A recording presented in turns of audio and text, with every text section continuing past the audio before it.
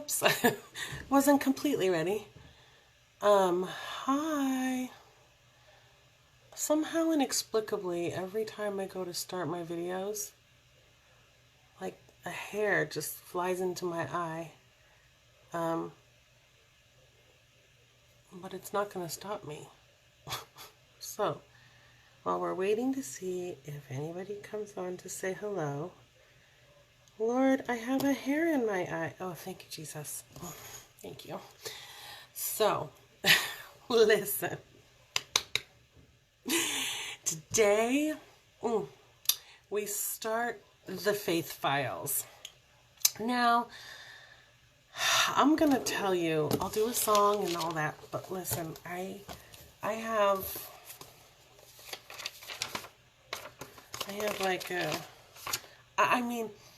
I think this is the most amount of notes that I have taken on any of the things, right? The Gratitude Chronicles, the Promise Diaries, the Faith Files, the first episode, the first whatever. This is probably the most amount of notes. And I'm not sure what I thought was going to happen, so I just started. And I started taking notes on the things like what is faith and where does it come from and can we grow it? Or like I started making notes, and then I started looking in the Bible at how many verses there were about faith. I'm going to tell you, I did the same thing with this like I did with the Gratitude Chronicles. And I looked up faith, and that led to faithfulness and faithful, faithless. Which also had believe and confidence, trust, true, trustworthy, sure, bold, boldly, boldness, and truth. It started with faith and it led to all these other things. There's a total of 210 verses in the Bible. 210. I think the Faith Files is going to be long, which is good, and I'm excited about it because, I might break it up into multiple seasons. I'm not sure. But I also wanted to talk about stories of faith in the Bible and stories of faith in the world and all kinds of things, right? So I started with, let's start with a song. Now, faith is being sure of what we hope for and certain of what we do not see. Now, I believe in Jesus and heaven's what I hope for, and God has made me certain that I'm in his family. That is Hebrews 11:1. Faith is being sure of what we hope for and certain of what we do not see. I'm going to tell you a little secret.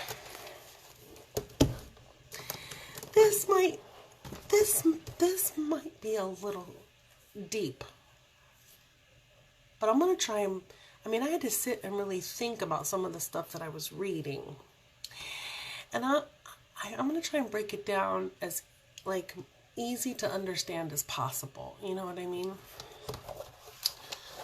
First, faith comes from the Greek word pistis. P-I-S-T-I-S, which originates from the word patho. And this word means to be persuaded, or just properly persuasion, right? Come to trust, or faith. So pistis, or faith, means to be persuaded. The divine persuasion is what faith means, which is neat. Faith is always a gift. These are some of the notes of the things that I read and the verses and commentary and going through the whole thing. Faith is always a gift from God. Always. It cannot be something that's conjured or generated by us. Faith isn't something that's generated and conjured up by man. Faith is a gift from God. It is the divine persuasion that he imparts in our hearts. And I'm going to actually go to the end of my notes first. Hold on. Because I gave this little illustration because I was like, I gotta make like a chart. This is how I did it. I'm going to tell you. You have a personal experience with Jesus, right? So you have a personal experience and you have a response to that personal encounter with God. And that response is your belief. You have an encounter with God and you believe him. As a gift for that belief, God imparts faith to you. Faith is the gift of God given to you as a result of your belief in him. Faith cannot be conjured up. It cannot be, by man. It is a gift that God imparts as a measure. He gives a measure of faith to everybody.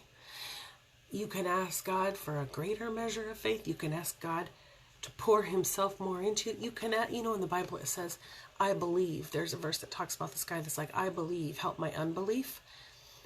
You can ask God to help you with your unbelief, and you are going to go through the ups and downs and the things. But faith is not a conjuring up of man. Faith is the divine persuasion gift imparted to you from God. Now, let's go back to the beginning of my notes. Buckle up, Buttercup. Okay. Divine persuasion. I find that such a neat translation and actual definition from the Greek translation of pistos or patho. It's like faith is this divine persuasion gifted to the yielded or receptive believer to know his will. That's what faith is. Faith is a divine persuasion gifted to you, the receptive believer, right? The yielded believer, to know his will. I mean, really neat. And the secular form of that in antiquity, pistos, is guarantee or warranty, right? That's what that means. I find it really cool that that word originates as to come to trust or to be persuaded. So the divine persuasion, and in the secular usage of it as a form of a guarantee or a warranty. So faith is God's warranty to us, certifying that the revelation he birthed in us will come to pass. It is so many layers. So I'm just going to read through all my notes and explain it the best I can. Faith is different than belief. Faith and belief are different. Belief, or where did I write that one note? Hold on, I wrote multiple things. Belief. There's a one, belief, you can have belief. Where's the one note I put? Faith is not so mathematical. Hold on. Oh, here we go. You can believe a promise and at the same time not have the faith to appropriate it. I was like, ooh, that's good. Anyway, so faith and belief are different things. Okay? Faith is given as a gift, the divine persuasion, to the redeemed, right? As a result of our response or belief from personal encounter with Jesus Christ. You have a personal encounter with Jesus Christ. And you have a response to that. And that response is you believe that. And because you have a personal encounter and you have a belief response in that personal encounter with Jesus Christ, he gifts you faith. Because faith only comes from God. It is not man-made. It is not man-created. It is not something you can, drum up. It is the gift of God to the believer. And the definition, how I like to, from pistos, the divine persuasion to know his will. God, as a result of your belief in him, gifts you faith, and he divinely persuades you to know his will. And I look at it like this. You have faith. God, you have an encounter with God. You come to believe him, and he gifts you as his child, and as a redeemed, he gifts you faith. He gives to each person a measure of faith, right? And so you've got faith. And over the course of your journey, as you go along with the Lord, that you can, God, fill me with more faith, or whatever's happening, help my unbelief. You're going to go up and down. You're going to stumble and fall. But your faith is not a mind or a human conjured thing. You don't have enough of it. You're not activating your faith right. You don't have enough faith. Faith is not a human thing. It's not a human response. Faith is a God, a divine, a spiritual gift to the redeemed. Your action is belief. And as you seek God, and as you get closer to Him, and as you journey over the course of your life, you get closer and closer to the Lord in sanctification from glory to glory, and you learn more. Those are all the things about your journey and your relationship with God. But faith is not your doing. Faith is something you get to sit in. You get to sit and rest in the assured confidence of the faith and the peace that comes from Jesus, that is unmovable, unshakable, and is not of your own doing. Right? Okay, that's how I look at this process, because it's deep. There's like 4 pages. Anyways, let's go on. Faith enables the believer to know God's will. Right? Faith is the organ, like in a body, that enables you to see the invisible, to know God's will, to hear Him speak to you. The divine persuasion imparted in the believer, that's what faith is. I'm going to read you a couple of quotes that were just awesome. One is from M. Lloyd Jones, and here's what it says. With faith, there is no strain or tension. Rather, it has the element of assurance and confidence in it. If there is a strain or tension, trying to persuade yourself to keep from doubting, you can be quite sure that it is not faith. Faith is not the law of mathematical probability. Faith is not natural. Faith is spiritual, the gift of God. You cannot command faith at will. Faith is always something that is given, inwrought, by God. That's neat. Here's another one from this guy named Charles Price, from this book he wrote, The Real Faith. It was good. Here's what it says. We have made faith a condition of the mind, when it is a divinely imparted grace of the heart. We can receive faith only as He gives it. You cannot manufacture faith. You cannot work it up. You can believe a promise and at the same time not have the faith to appropriate it. Genuine scriptural faith is not our ability to count it done, but the deep consciousness divinely imparted to the heart of man that it is done. It is the faith that only God can give. Do not struggle in power of the will. What a mistake to take our belief in God and call it faith. Now I say that because I'm going to read you a verse. It's going to go along with that. James, I should have marked it in my Bible, but I didn't. I mean, I highlighted it, but I didn't oh, here we go. James 2:19. James 2:19. You believe that God is one. You do well. The demons also believe and shudder. Here's the thing. You cannot say, oh, I believe in God. That's not enough. My hair's a mess. That's up here. At some point, you have to take your belief, what you believe, and make a decision. It has to become faith. Transformed into faith by your relationship with God. It's not enough to just say, oh, I believe. Belief and faith are not the same. I mean, there's another quote in here I wrote. Here we go. Faith involves belief, right? But it goes beyond human believing because it involves the personal revelation of God. Faith is always God's work. Our believing has eternal meaning when it becomes faith believing by the transforming grace of God. Faith is beyond belief. The demons believe. They're not saved. Do you understand the difference?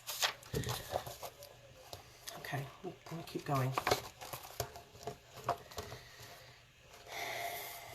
Okay. Oh, this was another thing I want to tell you. I thought was really neat. You know in the Bible where God tells people, your faith has healed you, or their faith, whatever, when you're talking about whatever. In the Greek construction of the term or of the form of your faith, right? It's actually, the term actually is the principle of faith operating in you. Not your faith in the sense that faith is ever generated by the recipient, right? So when Jesus is telling that guy, your faith has made you well, what he's saying is the principle of faith operating in you has made you well. Listen, when I read that, I was like, do you know how many people have misused these verses? You don't have enough faith, so you're sick.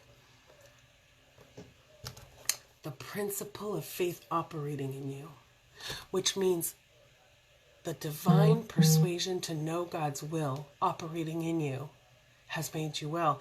God knows his will, and that is, he's departed that to me, right? I walk with him, I learn, whatever it is, all the things of my journey with him. But the principle of faith operating in me is what makes me well, makes me not, makes me this. Maybe my wellness, if something's going on with me, is perfection when I go to meet him and not on this side of heaven. But when people say, you don't have enough faith, Jesus said, your faith has made you well. What he actually said in translation is the principle of faith operating in you has made you well. Jesus, God, has made you well. That's what he says. God, the will of God, has made you well. Freeing. I mean, liberating. When I read that, I was like, they called it the genitive construction of the term is actually the principle of faith operating in you. I was like, man, that's so good. I guess there are over 30 times in the Greek New Testament that Jesus, or it is referred as your faith or their faith. All of those times, the definition or the translation of that is the principle of faith operating in you. And I just thought, my gosh, God gives each a measure of faith because it's God-given, not human conjured. There are a lot of people that talk about their belief in God. They talk about their faith. The problem is, faith is given from God, and there is only one true God, and his name is Yahweh. His name is El Shaddai, Elohim, Yeshua HaMashiach, Jesus. There's one God. He imparts in the redeemed a measure of faith. So if you don't have a relationship with Yahweh, you have belief. You do not have faith. Faith is a gift. And it is a gift as a response of your belief in the one true God. It's not human conjured. You can have plenty of belief in all kinds of things. There's people that believe the earth is flat. Belief is not truth. Belief is something that you do.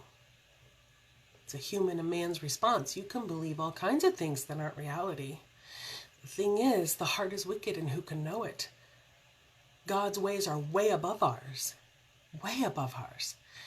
So you have to take that belief and decide that you are going to cling to truth, regardless of how you feel.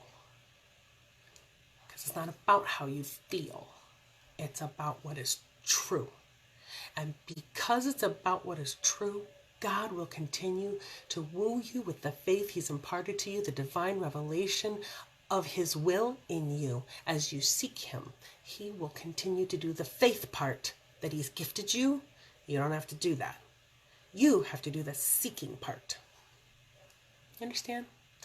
So I looked at it like a bubble, like a, not even a bubble, like a, you know those big, huge, ginormous, soft, fuzzy looking human bean bags you see people on like the internet jumping on and like, oh, you know, I feel like that. Like you get to rest in it.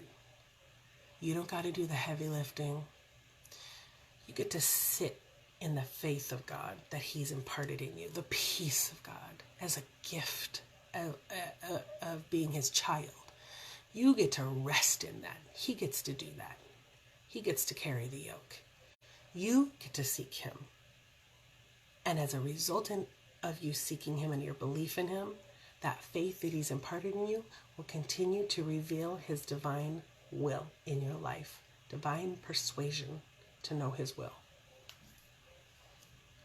It seemed so, like I have 4 pages and I had to really sit and like make a diagram because I kept going, I don't understand. Like faith, belief, and I had to just read it and write the notes and make a diagram, and that is how I finally understood it, was that faith isn't something you do.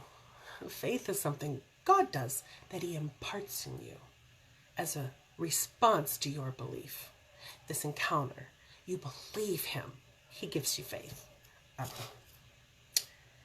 So to backtrack to page 1 of my 4 pages. These are some of the questions that I wrote. What is faith? Well, we just talked about it. Where does faith come from? We also answered that. Now here's some other questions. Can we grow our faith? Well, no, because it's not a human conjuring. But can you ask God to impart more measure of faith to you? I think you can. Can we harm our faith? It's gifted from God. I don't think you can harm that gift, but you could probably withdraw from it. I don't know. We're going to cover that later. Does faith have power? Yes, but I want to talk about that power. And then I want to talk about the stories in the Bible, the stories of faith in the Bible, people that had faith and cool things about that. There's so many. And stories of faith in the world, stuff that is, you know, people of faith have experienced. And also, I want to go through all 210 verses that I found in the back of my book about faith, faithfulness, faithless, belief, believe, confidence, trust, true, trustworthy, sure, bold, boldness, and truth. I want to go through all 210 verses. So this could be, I don't know, it could be a lot of episodes. And maybe I'll break it up into seasons, sections. I don't really know. But the Faith Files is going to be awesome. Because I think this is going to be something like, if you've been watching these with me, or if you watch them later, and you start out with the Gratitude Chronicles, it's going to help you to start thanking God and getting close to him and recognizing all the good things that he's giving you, right? And that's like the start of your little, come here, baby, thank you so much. And then the Promise Diaries takes you a little further. It's like now that you've got all the appetizer, then you get to the Promise Diaries and you discover all the things that God has promised you as a child of God. And now the Faith Files, it's like meat and potatoes, like protein. It's like, oh, I think it's going to be all of the good stuff. We're going to see. Anyway, so that's episode 1 about what we're going to do in the Faith Files. And I'd love for you to come along or not. That's up to you. Well, my parents will. And that's really all I really care about. I love you guys so much, like a crazy person, but I require my parents' love and following me. I just want you to. I want you to grow. But I need my parents. So as long as they are watching my videos, I am just fine. I love you guys. I hope you have a good evening. These might end up being in the evenings from now on because my days are super busy. However they've started and all the things that I have going on. But that's okay. We'll see what tomorrow's episode's going to be about. I have just literally no idea. I might go to the very first of the 210 verses and start with that. We're going to find out. Ooh, it's going to be exciting. All right, I got to go. I hope that you guys are being good to one another. Deep breaths. Don't forget you are one of the one another's. Don't forget to be good to yourself. I love you, and I mean it, Peanut.